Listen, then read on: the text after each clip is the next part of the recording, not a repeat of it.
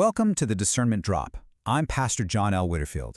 Today, we're tackling something truly bizarre, a very modern and, frankly, a very stupid idea. The notion that simply noticing things has become a moral crime.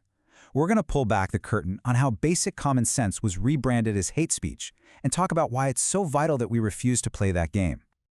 Now, before we really get into it, let's anchor ourselves with this bit of wisdom from G.K. Chesterton. He knew that the whole point of thinking isn't to just drift around forever in a fog of fashionable doubt.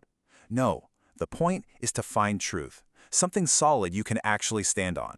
And in a culture that seems to worship the fog, that's exactly what we're going to do today.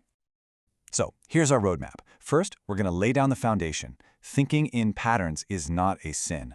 Then, we'll expose the big semantic scam they use to shut you down. After that, we'll look at the real-world price of all this pretending, ask who's really profiting from this blindness, and then we'll finish with a necessary warning for those of us who still have eyes to see. All right, let's dive in. Section 1, thinking is not a sin. And we have to start here, because our culture is doing everything it can to make us forget this very basic foundational truth. Before the word stereotype became this terrible thing you're not supposed to say, we had a much better word for it. We just called it learning. It's simple, right? You touch a hot stove once, you form a quick generalization, hot stoves are dangerous. That's not bigotry, that's pattern compression. It's a survival tool God wired into you so you don't have to get burned 100 times to figure it out. It's literally your brain's way of not dying. And this slide really shows you the whole bait and switch. What our grandparents just called learning from experience, what they called common sense or wisdom, has been completely rebranded. Now it's called bias, prejudice. They even call it harm or violence. Now think about that. The act of observing reality hasn't changed one bit. All that's changed is the label they use to condemn you for it. And that is not an accident. It's a strategy. Which brings us right to the heart of the con. Section 2, the great semantic scam. This is the little verbal trick, the sleight of hand they use to end a conversation before it's even allowed to get started. Just think about this question for a second. The new rule, the one that's never spoken but always enforced, is this. If you can find just one single exception to a general statement, then that statement is not only false, it's morally evil and must be forbidden. Now that is a completely insane standard, and it's a standard they only ever apply to uncomfortable truths they want to silence. If we actually applied this rule across the board, society would just stop working.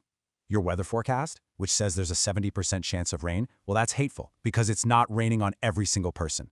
The ER doctor, who has to make a split-second decision about who to treat first based on probabilities, that's discrimination. And the actuarial tables that insurance companies use to function, that's not math, that's just violence. It is weaponized foolishness designed for one purpose, to stop you from thinking. Okay, so this isn't just a silly little word game. What actually happens when you force an entire society to operate with this broken software? Well, it's not a hypothetical. We can just look around. Let's take a quick tour of the wreckage. So, in policing, the official story is that noticing where crime happens is racist. The result? Police pull back and crime explodes. In schools, we're told that putting kids who are at the same level together is mean. The result? The smart kids get bored out of their minds and the struggling kids get left behind. In the workplace, we're now told that a sense of urgency is toxic. So what happens? The competent people just go quiet and do their work in the shadows while resentment builds.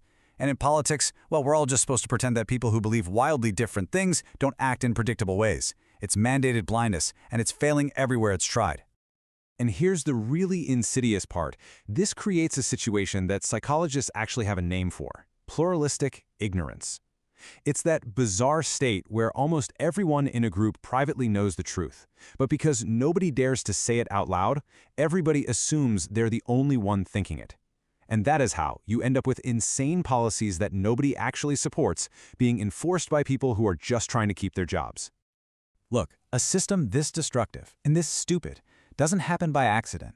It has to be serving someone's interests, which means we have to ask the critical question: cui bono? Who profits from all this mandated blindness?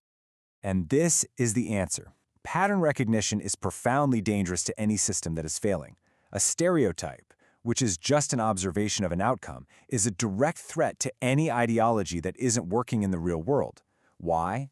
Because it bypasses all the fancy rhetoric. It ignores the promises and just looks at the results. It exposes the outcomes and makes all the excuses fall apart. And that right there is the one question they cannot allow you to ask.